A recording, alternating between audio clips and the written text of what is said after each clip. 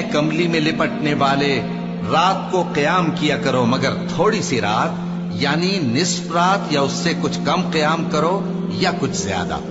اور قرآن کو اچھی طرح ٹھہر ٹھہر کر پڑھا کرو۔ ہم ان قریب تم پر ایک بھاری فرمان نازل کریں گے، کچھ شک نہیں کہ رات کا اٹھنا نفس کو سخت پامال کرتا ہے، اور اس وقت ذکر بھی خوب درست ہوتا ہے۔ دن کے وقت تو تمہیں اور بہت سے شغل ہوتے ہیں، تو اپنے پروردگار کے نام کا ذکر کرو اور ہر طرف سے بے تعلق ہو کر اسی کی طرف متوجہ ہو جاؤ۔ وہی مشرق اور مغرب کا مالک ہے، اس کے سوا کوئی معبود نہیں، تو اسی کو اپنا کارساز بناؤ۔ اور جو جو دل آزار باتیں یہ لوگ کہتے ہیں ان کو سہتے رہو، اور خوبصورتی سے ان سے کنارہ کش رہو، اور مجھے ان جھٹلانے والوں سے جو دولت مند ہیں سمجھ لینے دو،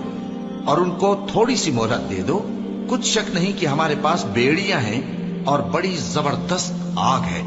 اور گلے میں اٹکنے والا کھانا ہے، اور درد دینے والا عذاب ہے۔ جس دن زمین اور پہاڑ کانپنے لگیں اور پہاڑ ایسے بھربھرے ہو جائیں گے جیسے ریت کے ٹیلے، اے اہل مکہ، جس طرح ہم نے فرعون کے پاس موسیٰ کو پیغمبر بنا کر بھیجا تھا، اسی طرح تمہارے پاس بھی محمد صلی اللہ علیہ وآلہ وسلم ایک رسول بھیجے ہیں جو تمہارے مقابلے میں گواہ ہوں گے۔ سو فرعون نے ہمارے پیغمبر کا کہا نہ مانا تو ہم نے اس کو بڑے دردناک انداز سے پکڑ لیا۔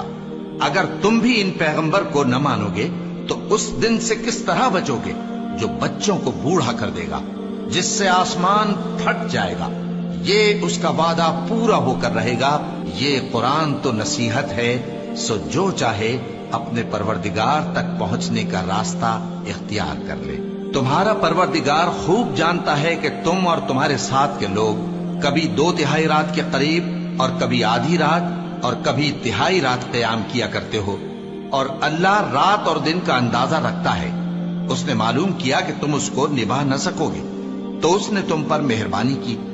پس جتنا آسانی سے ہو سکے اتنا قرآن پڑھ لیا کرو۔ اس نے جانا کہ تم میں بعض بیمار بھی ہوں گے، اور بعض اللہ کے فضل یعنی معاش کی تلاش میں ملک میں سفر کریں گے، اور بعض اللہ کی راہ میں لڑیں گے، تو جتنا آسانی سے ہو سکے اتنا قرآن پڑھ لیا کرو، اور نماز قائم کرتے رہو، اور زکوٰۃ ادا کرتے رہو، اور اللہ کو نیک نیتی سے قرض دیتے رہو، اور جو عمل نیک تم اپنے لیے آگے بھیجو گے اس کو اللہ کے ہاں بہتر اور صلے میں بہت عظیم پاؤ گے، اور اللہ سے بخشش مانگتے رہو، بے شک اللہ بخشنے والا ہے،